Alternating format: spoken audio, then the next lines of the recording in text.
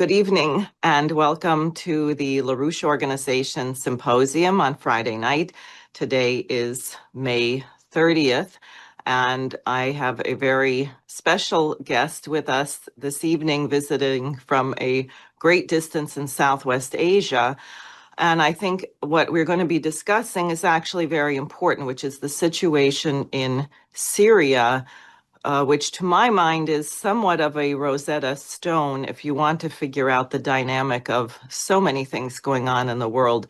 So without saying more, let me bring on Vanessa Beeley, journalist, courageous woman who has spent, I don't know how many years in Syria and Southwest Asia as a whole.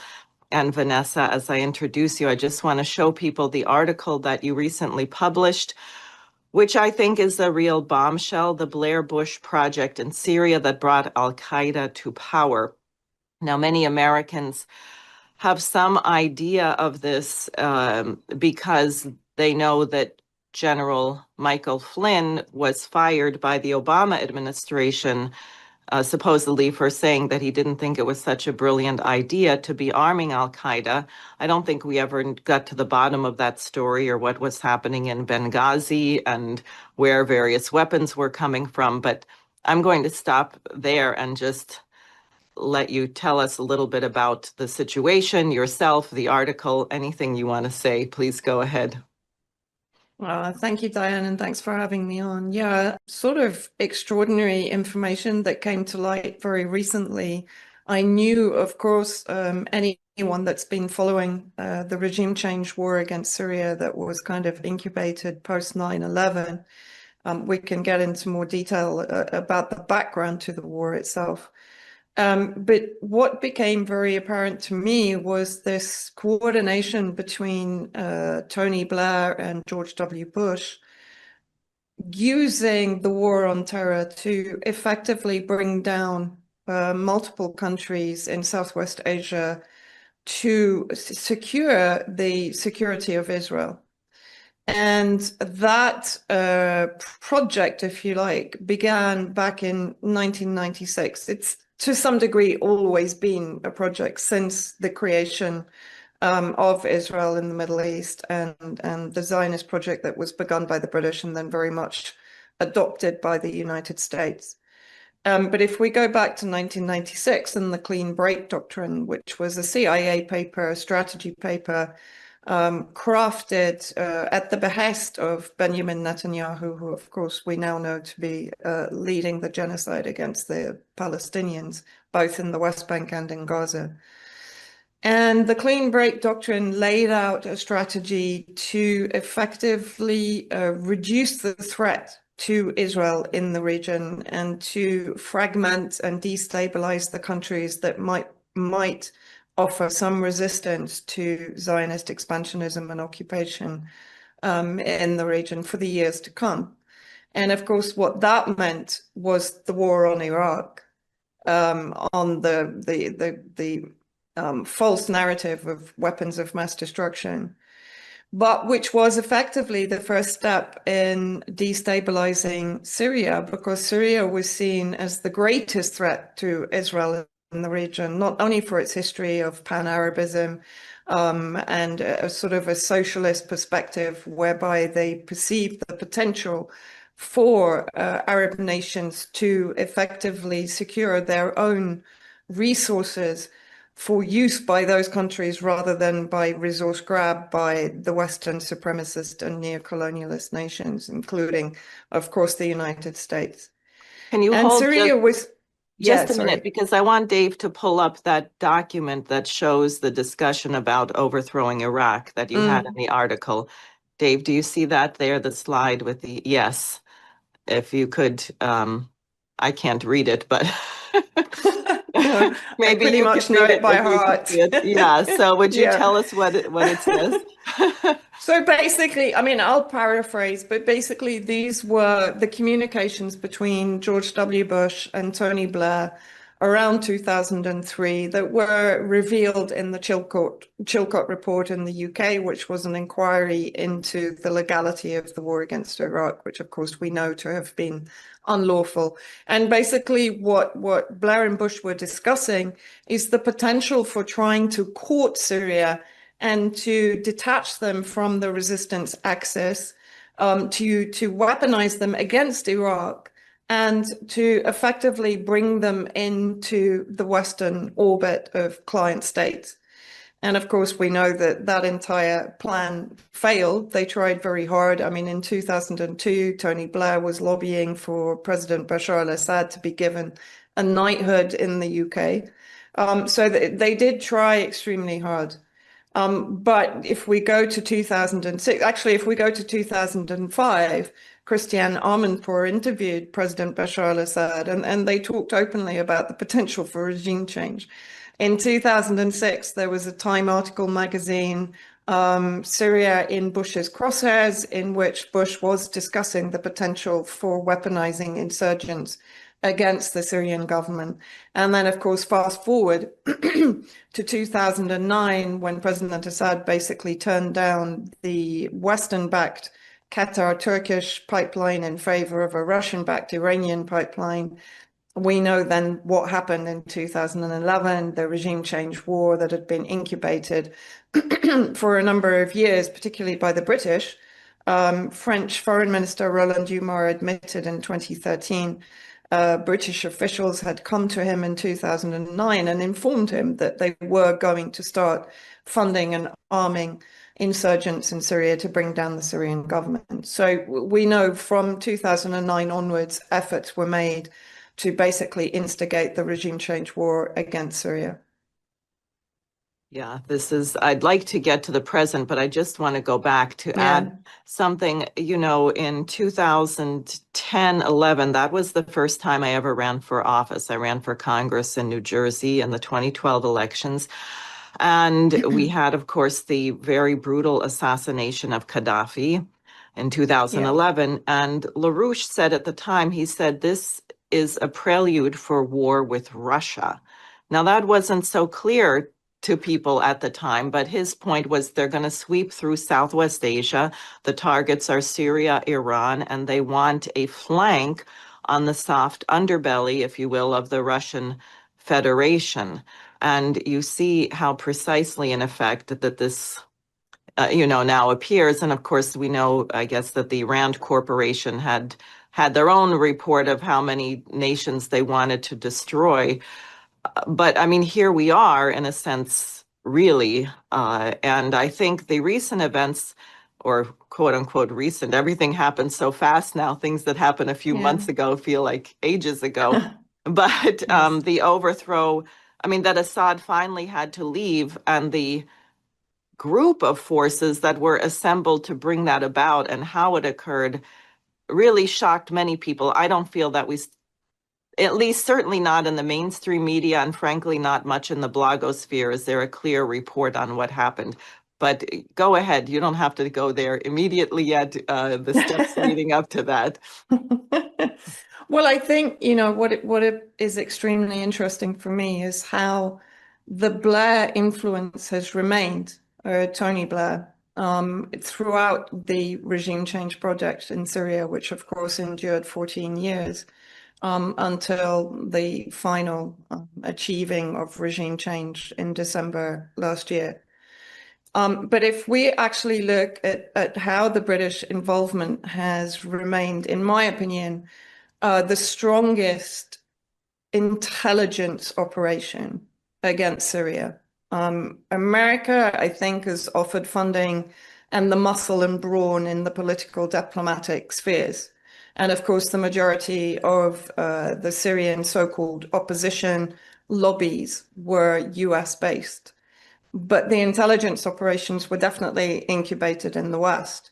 Because if we look at who now, and we'll come on to what's actually happening in Syria right now in the next few minutes, but Jonathan Powell, who was chief of staff under Prime Minister Tony Blair, in 2012, or rather 2011, so just as the war began against Syria, he created an organization called Intermediate, which is listed as an NGO or a charity, but of course, as always, is funded by a number of governments, including the British Foreign Commonwealth and Development Office. In 2012, Jonathan Powell sent an email to Hillary Clinton in which he explained the role of Intermediate as being a bridge between governments and insurgents. And of course, in Syria, that Wait, can relates I to ask, Al-Qaeda. Yeah. when in 2012 was that? I mean, before or Ooh, after Benghazi? That's what I'm just wondering about. that's a very good question. I would have to double check. Okay. I don't know if I have the exact date. But I know it was at the same time, if you want to check, as Jake Sullivan emailed Hillary Clinton telling her that Al-Qaeda is on our side in Syria. So the combination here of Jonathan Powell, who formerly worked with Tony Blair, who with George W. Bush actually set in motion the plans for the overthrow of the Syrian government if they didn't comply with US-UK agenda in the region. And then fast forward to 2011, Jonathan Powell then created this organization that then acted as a mediator between governments and insurgents. I love this kind of sterile word for terrorist proxies, basically. That's what it boils down to. And at the same time, as I said, Jake Sullivan was making it perfectly clear to Hillary Clinton that Al-Qaeda is on our side in Syria, just as, of course, they had been in Afghanistan to bring down the Soviet Union. And then if we look at Jonathan Powell's role, that has been identified as effectively grooming from within that terrorist cluster someone who would be presented as a legitimate political challenger to President Assad. And of course, that is Abu Muhammad Jolani, who was also, one could say, incubated in the CIA black sites in Iraq prior to the regime change war in Syria. He was initially a member of ISIS. He led a number of, very violent attacks, particularly even against US forces in Iraq, before he then created Nusra Front, which is Al-Qaeda in Syria. And in 2021, just as an example, we have reports that Jonathan Powell again met with Jolani. Now, at that time, if you remember Frontline, PBS Frontline, Martin Smith did an interview with Jolani called The Jihadist, in which basically Jolani for the first time had his beard trimmed and he was put in a suit and he was given the script that he was going to go from a violent terrorist into some kind of, legitimate political opposition leader. At this time, of course, he was You based in know, Idlib. it just Yeah, occurs to sorry. me that I may be taking the wrong approach in running for office. Maybe I won't say the implications of that, but I've been Uh, much too moderate, I guess. Anyway, Yeah, I think so. Yeah, obviously, I think if you want to run for office, then clearly you need to have a terrorist background. Although, of right. course, what did Marco Rubio say very recently that none of the government in Syria right now pass the FBI background checks, which I found extremely amusing as they are a creation of the US and the UK. So I would have thought the FBI knows perfectly well who they are and didn't need to really do their background checks because they'd already sort of dealt with them indirectly in the black sites that were being run by their colleagues at CIA. So anyway, All right, go ahead. Sorry. the ridiculousness of some of the narratives that are now being put out there to sort of hide the fact that basically Al-Qaeda has been brought to power in Syria and is being normalized and legitimized by governments across the world. And so in 2021 was the first effort basically to bring Jolani to the forefront of people's perception in the West as a potential replacement for President Assad. And then fast forward again to 2023, and Robert Ford, who was the former US ambassador to Syria, actually, he was very unceremoniously kicked out of Syria in 2011 because the population saw that he was inciting the death squads, he was inciting the insurgents to rise up against the government publicly. And he was mobbed pretty publicly. So he was actually withdrawn from the country for his own safety. And in 2023, as he recently informed a Baltimore Council on Foreign Relations audience, he in 2023 was invited by, he rather coyly calls them a British NGO specializing in conflict resolution, which I think again is a wonderful euphemism for what they actually do. And Intermediate, by the way, is jam-packed full of MI6 operatives. I won't say former operatives because I don't think people ever really leave the intelligence services, but including Martin Griffiths. And in Powell's email to Clinton, he's very proud of the fact that Intermediate has direct links to the secret intelligence services, to MI6 and so on. He makes this very clear. And Clinton, of course, is terribly interested in this because this means that she has a direct line to the insurgents in Syria, Somalia, Sudan, and Yemen was the other one. Wow. So, That's really big. this was where he was working, right? And so we're in 2023 now, and Robert Ford had been invited by this British NGO that we have now identified as Intermediate and Jonathan Powell. And Ford was invited to come help groom Jolani. So, of course, he jumped at the opportunity to go and meet Jolani and to basically bring him out of the terrorist ranks into the political ranks as a future political figure for Syria. And bear in mind, this is 2023, so this is 1 year, 1.5 years basically before the final fall of Damascus. And this is why it's very important to look at the timeline. So Ford met with Jolani with Intermediate in March 2023 and September 2023. And then in 2024, of course, we know that leading forward into November, when Israel agreed to a ceasefire with Hezbollah in Lebanon at the end of November. And I remember at the time thinking, this has gone through too easily. I think Netanyahu now is going to pivot to Syria. And literally before the ink had dried on the ceasefire, so I think the ceasefire came into effect at 6 a.m. On the morning of the attack on Aleppo. And within 10 days, the terrorists had made their way from Aleppo through Hama, Homs, and into Damascus. And I myself was in Hama, Homs, Tartus, and then finally in Damascus as they were advancing. So I had a very much on the ground experience of what was happening. It was incredibly fast. But almost immediately after the fall of Damascus, we had the entry of British employees of a private military contractor based in Dubai, which is unsurprising. The majority of British-run private military contractors are based in Dubai now. Entered Damascus and were immediately working with the Al-Qaeda unelected regime.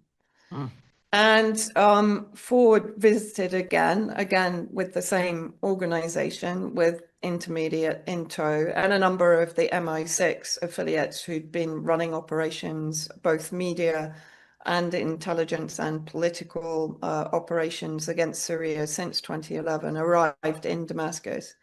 And Ford again claims that he met with Jolani. I do have to say that apparently Jolani is denying that he met with Ford. Now, I'm not quite sure why this is, because I don't actually think Robert Ford would make this up.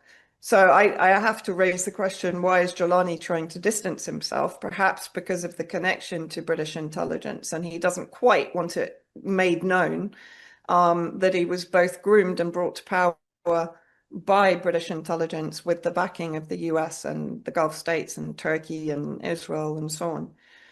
I'm not quite sure why he's publicly denying that those meetings ever happened. And perhaps also he doesn't like to be thought of as someone who had to be groomed and basically scripted and trained into doing what he's doing right now, which is complying with US agenda, particularly, of course, on the normalization with Israel, which is something that Trump in particular has been pushing forward. That's been his number one condition on the lifting of sanctions. And he has basically achieved assurances from Jolani that Syria will normalize relations with Syria, with Israel, which is something, of course, Syria has resisted since its freedom from the French mandate back in 1946.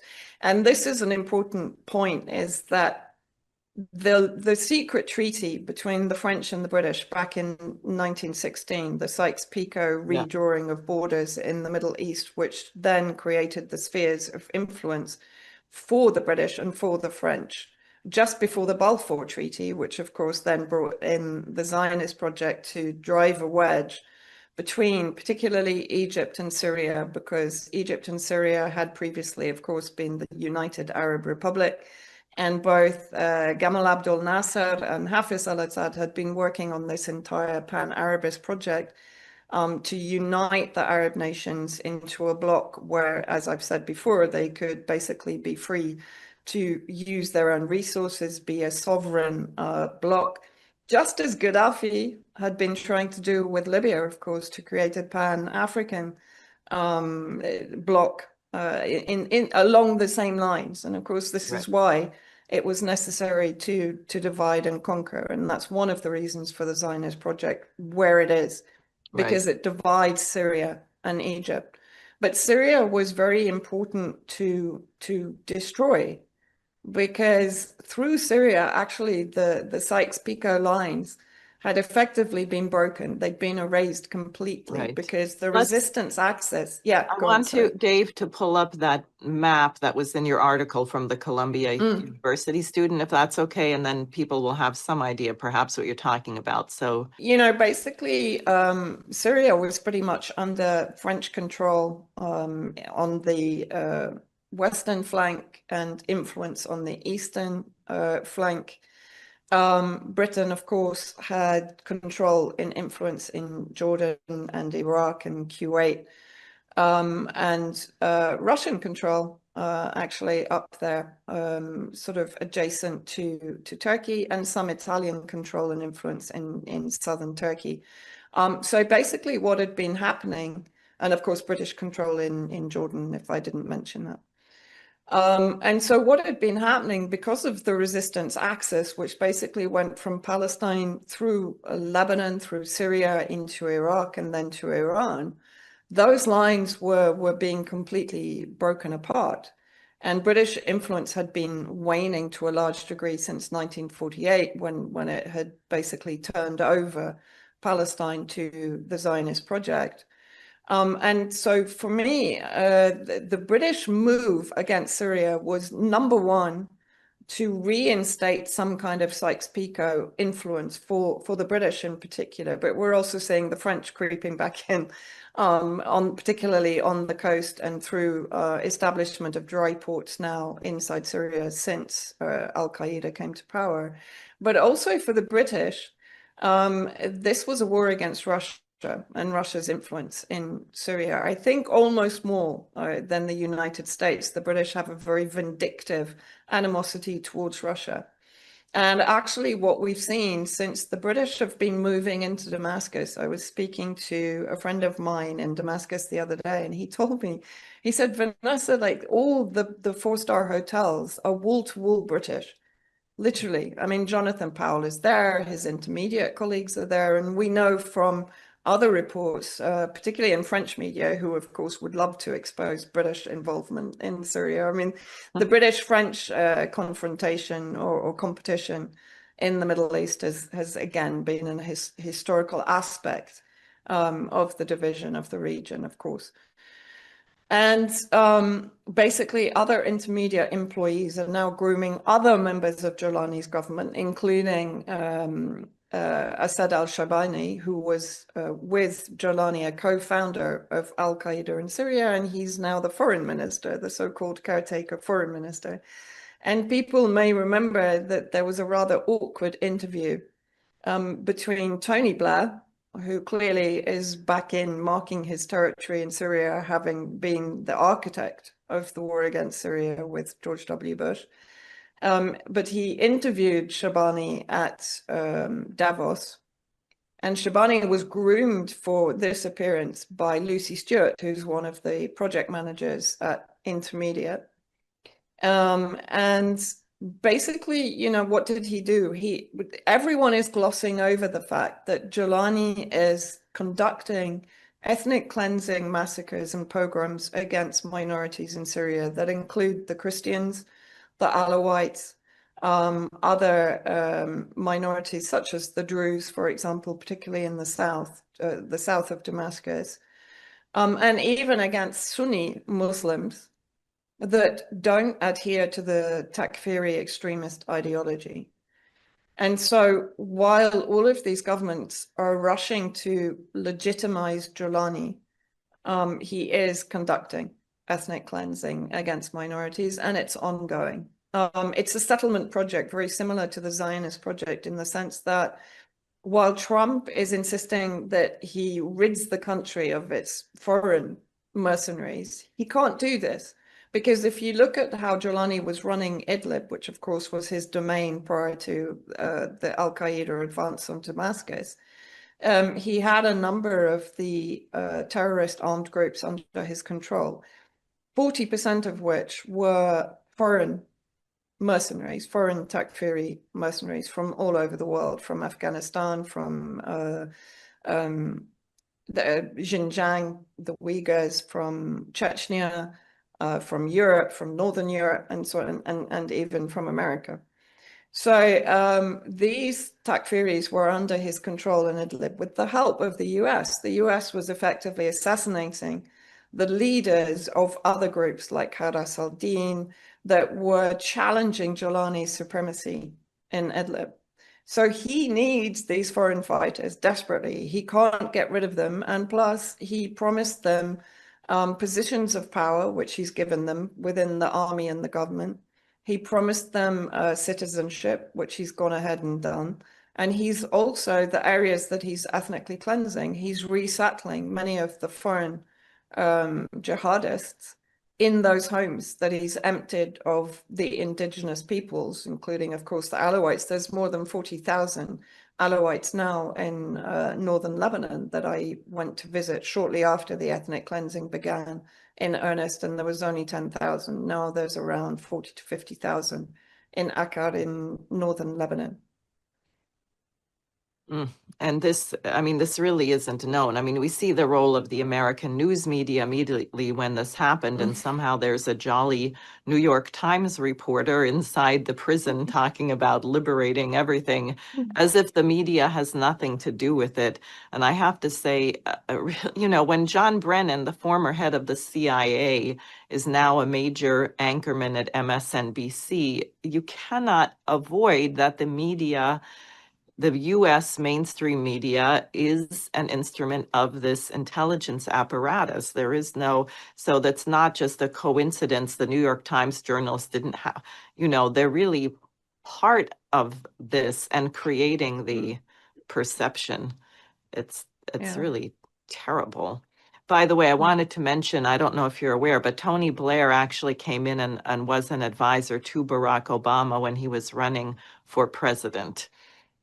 Yeah, I'm sure. Like Tony, you know, Tony Blair through his Global Institute is still, and let's not forget, he was made peace envoy for the Middle East, which I think was one of the most criticized appointments ever. I mean, nobody else, I think, has as much blood on his hands as he does. And this is a very serious point, in my opinion, because an estimated, and that's a conservative estimate, 1 million Syrians died in the 14-year war that led up to Al-Qaeda coming to power in December 2024. So that's just in And Syria. I wanted to ask yeah, you that. So you estimate it's 1 million people died in yeah. Syria during this. I mean, 500,000 was the figure for years.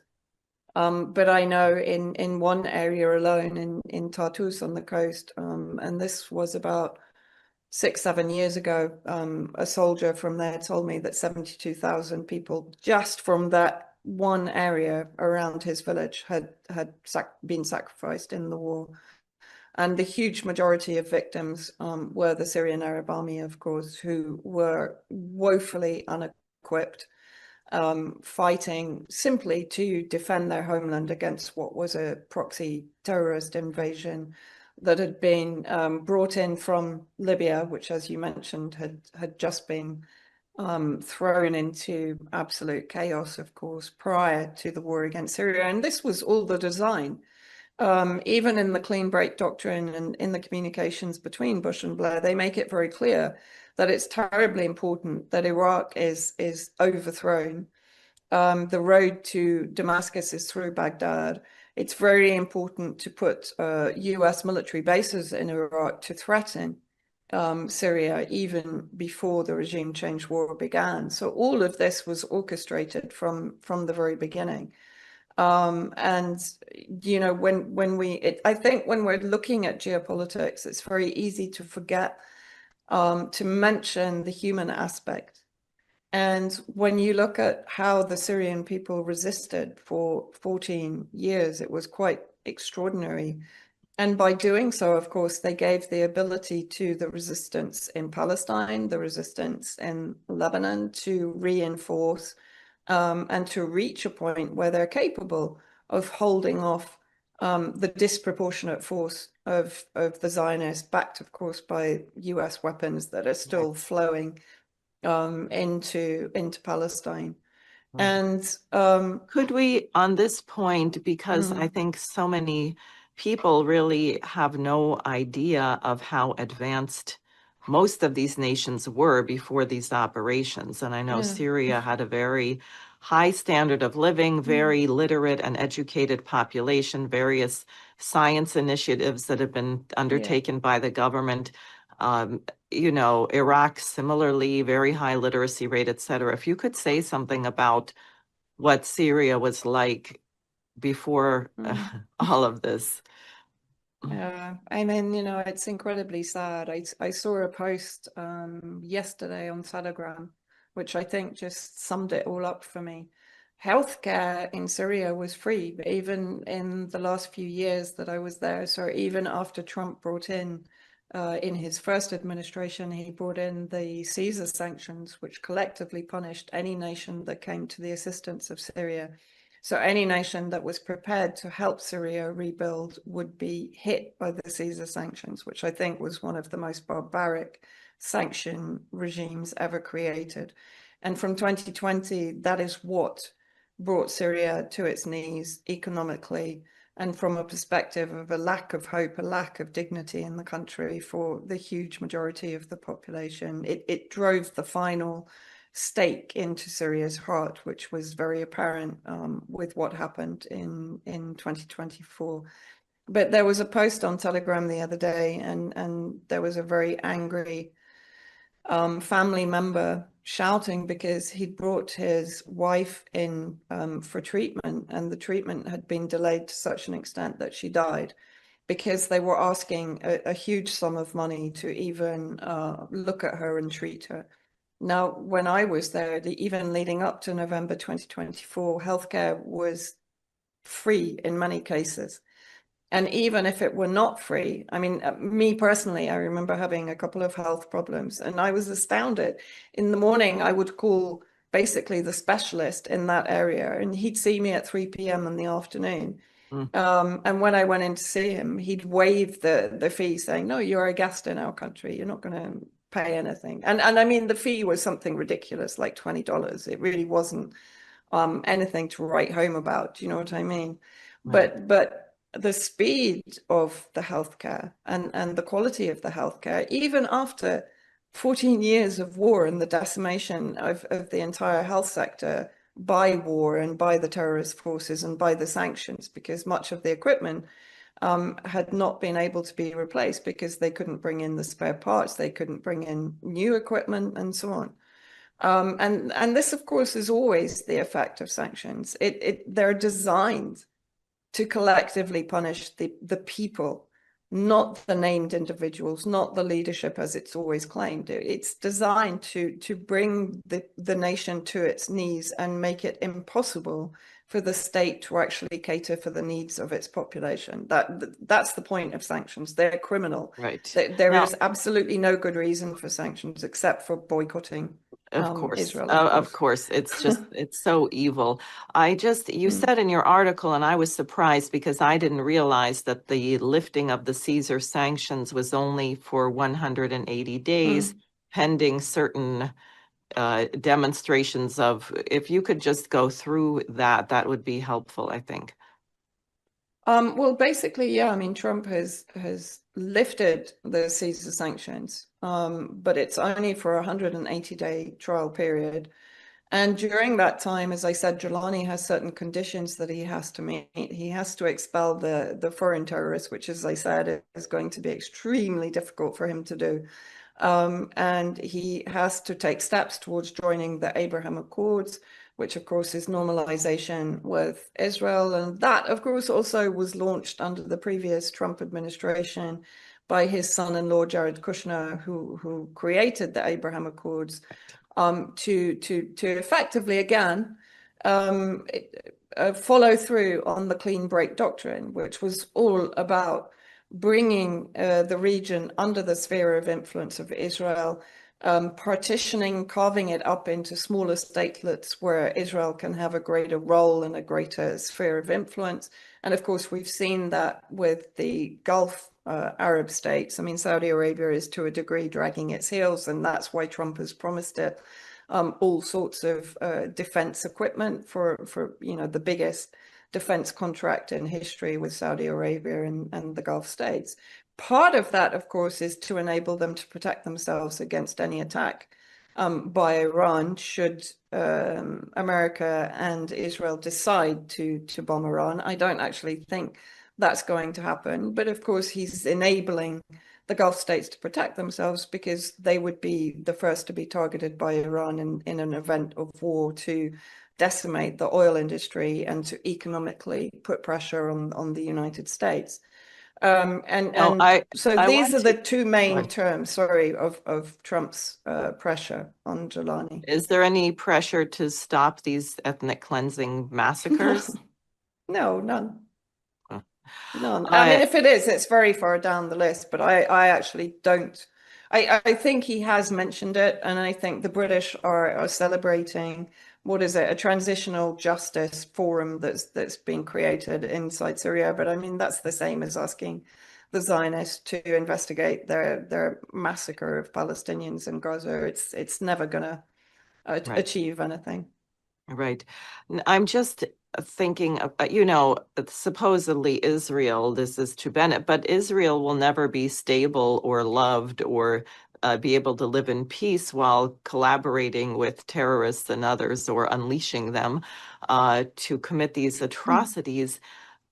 So you do wonder, I'm wondering really the role of religion, this so-called Christian Zionism, these really fundamentalist cults who have these very bizarre beliefs, because you'd say, what really is the point? Is the obsession of this part of the world partly fueled by religion? I know from a sterile British standpoint, it is the crossroads, right? It's the crossroads between Europe, Africa, Asia, and therefore they would never want it to be stable because, God forbid, you don't want these people outside of the empire to be working with each other directly. So you want to create a cockpit for war, but also knowing this whole, British anthropology, behavior modification, etc., is to bring crazy fanatical religious beliefs into this to get people obsessed with carrying out a particular agenda, whatever the harm.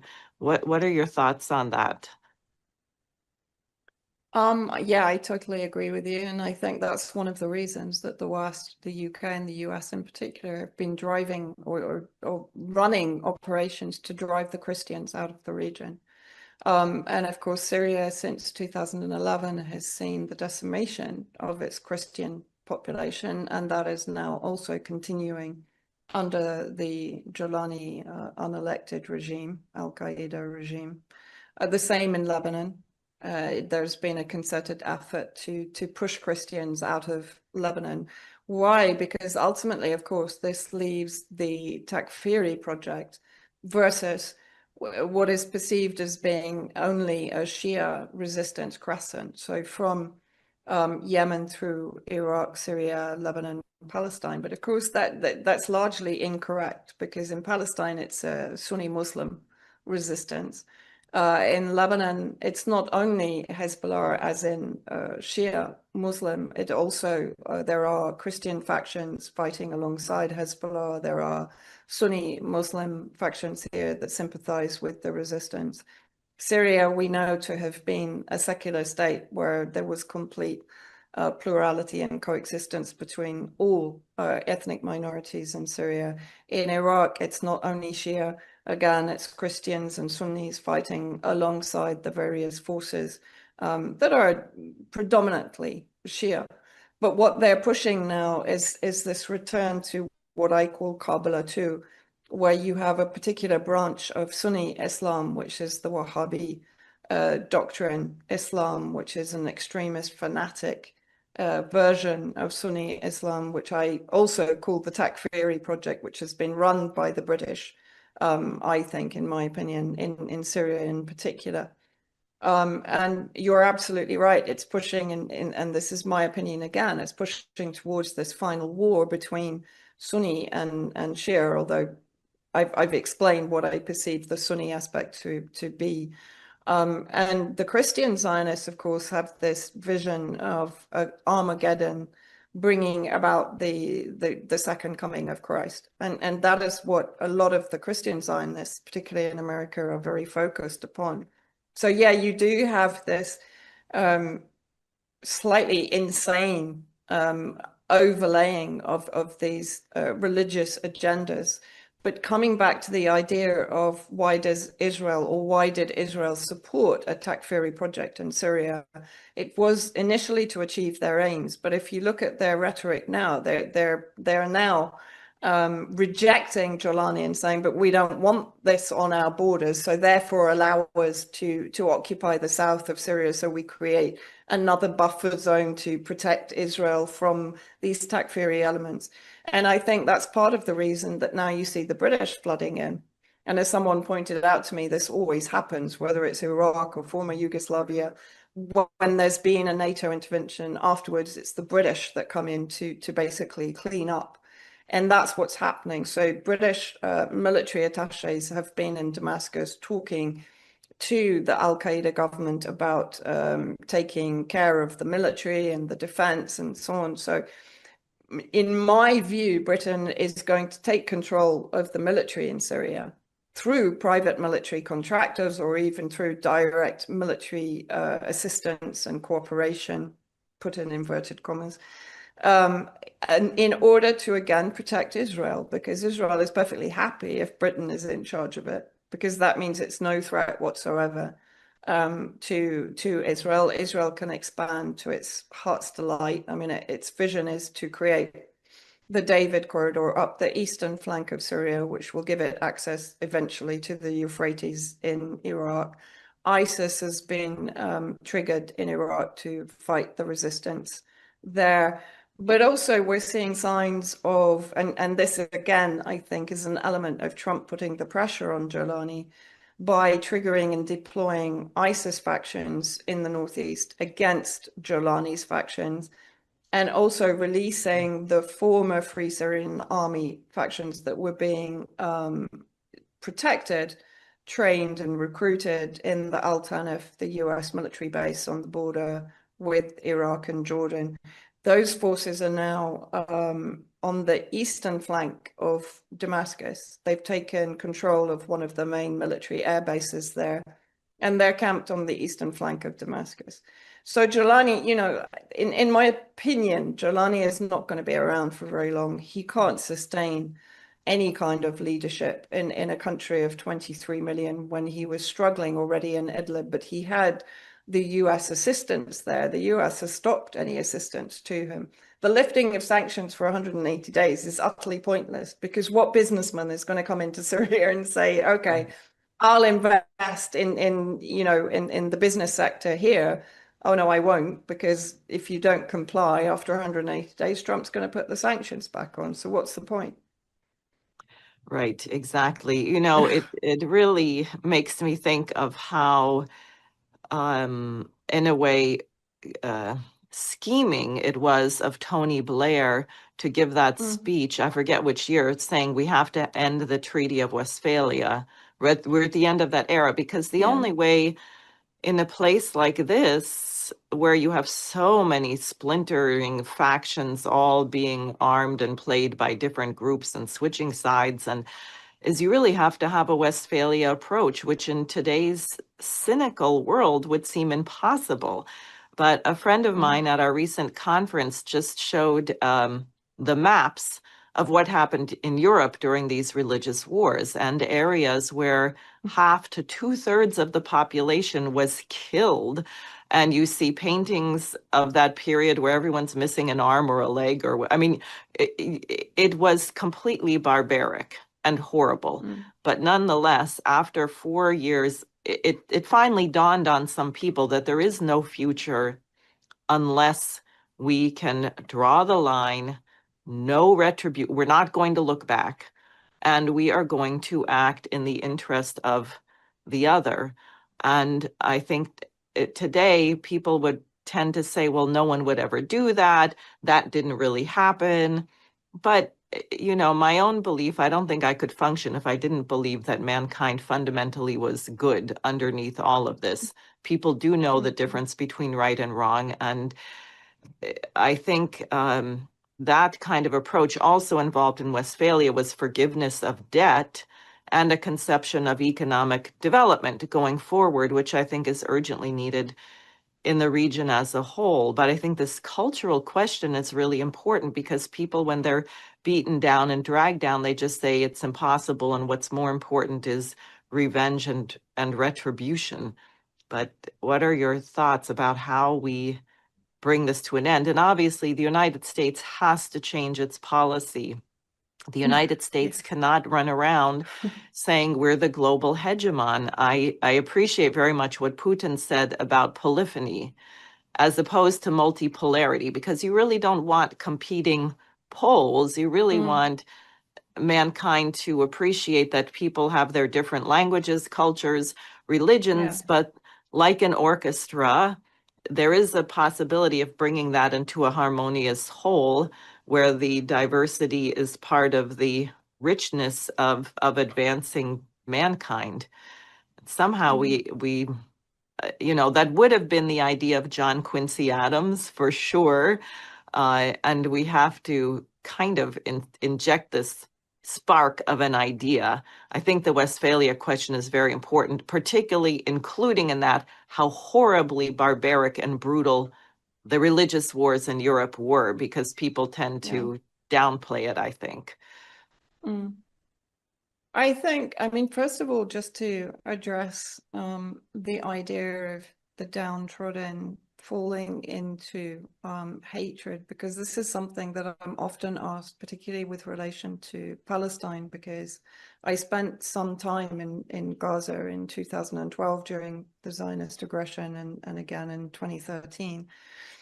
I don't come across hate. I never came across hate in Syria. Because actually the culture and the tens, I mean, what is it? Damascus, one of the oldest inhabited cities in the world, if not the oldest, 10,000 years. And so the background of civilization and culture and ideology in these countries is actually not hatred. The hatred has been brought in by the British and the Americans through the Takfiri project, through this extremist fanaticism that is based in racism and supremacy, very much like the Zionist project. So who's injecting hatred into the region? It's actually us speaking collectively in the West. And that's a very important point to make. The hate would almost immediately dissipate once that pressure is off. Do you know what I mean? Because the hatred it's is unnatural. being, it's completely unnatural. These people, you know, here in Lebanon and Syria, hatred is kind of way down the scale of understanding for them. Iraq was not a sectarian country before the West got involved. Many Iraqi analysts have spoken about that it was maybe politically and classist. You know, it was just like any country really, but it's not naturally sectarian. Yemen is not naturally sectarian. The Zaydi and the Shafi, which are the equivalent of the Shia and the Sunni, coexisted perfectly well together. They shared mosques. You know, there wasn't this sectarianism, which is then exacerbated by the British and the Americans in tow to some degree, introducing these elements that literally breed hate in the area. They sow hate, they sow revenge, right? So once those elements are actually destroyed and removed, and the West stops funding them, and by the West, I'm talking about the EU, the US, the UK, and their allies in the Gulf states and so on. But once they're deprived of resources, they can no longer exist at the level of hatred and violence that they currently do, because they're being kept alive by our regimes in the West.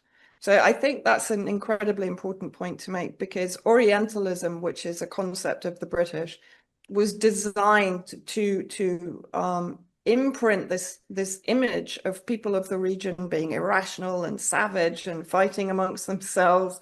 But if you look at Palestine pre the Zionist project, Sephardic Jews, the Jews from the region, the Middle East Jews, were living absolutely peacefully alongside the Palestinians. I mean, to a wonderful degree. And the same in Syria, there was a big Jewish population in Syria. And actually, when they left, their homes were turned over to the refugees from Palestine. That's a little aside, in the old city in Damascus. So I think I agree with you. You know, sometimes it's very difficult to believe in the goodness of mankind when you're consistently on a daily, hourly basis faced with the ugliness of mankind. But that ugliness is manufactured. It's both manufactured and it's being kept alive through those whose image is being reflected by the ugliness that they've created. So that means the people in power in our countries. And that's what people, I think, need to understand, that what is happening in West Asia or in Palestine is related to us. You know, I remember when Trump was about to be elected and people were arguing with me on social media, yeah, but Palestine's only one issue. Do you know what I mean? So this was their excuse for electing Trump, because I was saying to them, the genocide it's not going to go away. It will increase under Trump, because look at his administration. And I think what's important for us as human beings is to understand nothing is one issue.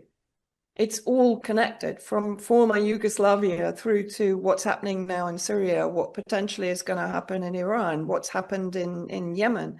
All of this is connected, and it's all being engineered and orchestrated by the same people, by the same conglomerates. And once we understand that, I think we can start campaigning to do something about it if we stop seeing it as separate issues. And I think that's my only real advice. The resistance can take care of itself. Palestinians, and I speak because this is what Palestinians have told me over the years, they don't want to be in a situation where they're reliant upon aid. They want to be self-sufficient, right? So it's not a question of aid. You know, aid becomes a big discussion, but actually take away the process that is putting them in a position of needing aid. And then suddenly they can take care of themselves. The Yemenis have been under war for 10 years, and they are the ones doing the most damage to Israel economically, Right. right? So this is the resourcefulness and the resilience of this region. Right.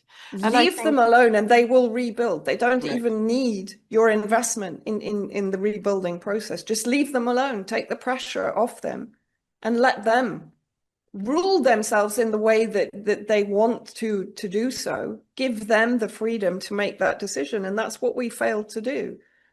Right. Well, there's not an interest, but I really appreciate Yeah. this, particularly these points. I think it's absolutely right. Similarly with Haiti, where now we're talking about an Mm, OAS for, it's absurd. mm. It's to ignore the entire history of a nation and a people and Yeah. the contributions that they've made and the recognition that they have, in a sense, their own talent, their own Yeah. geniuses, that if they are allowed, because again, it's the natural, human beings would like their children to grow up in peace and have Yeah. a chance to become geniuses in a sense. So how do you create Mm. the conditions for that? I so agree. I would ask if you have some final thoughts that you would like to say, and then I have just some activity to announce of the LaRouche organization. So go ahead. No, I think no real final thoughts. I just think we need to remember that it's humanity that's under attack right now. This is something that I feel very strongly. And the resistance isn't just, the protests and the demonstrations. It is the armed resistance. I'm not a supporter of war at all, but we have to support the ability of these people to defend themselves against what is tyranny and oppression. And I think this unification idea of actually recognizing that we are one humanity, in that degree, mentally erasing the borders that separate us, whether that is ideological borders, whether it's geographical borders, and start recognizing that we need to unite in order to face the common threat. I thank you very much. So on not October, June 17th or so, there's a big conference planned at the UN. It was already pushed back. It's to discuss the France-Egypt plan for reconstruction of Gaza. And as you may know, Vanessa LaRouche put forward way back in 75 this proposal called the Oasis Plan, based on massive desalination, modern transportation. There are certain aspects of the Egyptian plan. I mean, of course, they say the Palestinians remain, they want to build new modern cities, etc.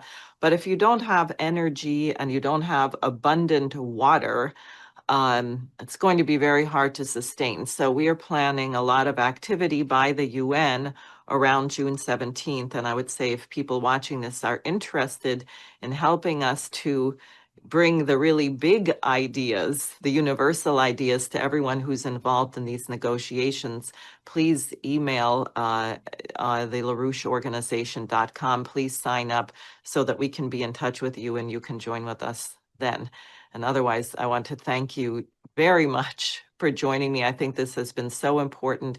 I think Americans particularly are very naive about the role of the British per se. And here we are in the 250th anniversary of our republic.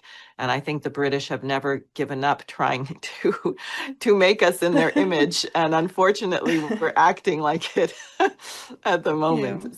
Yeah, so thank you very much.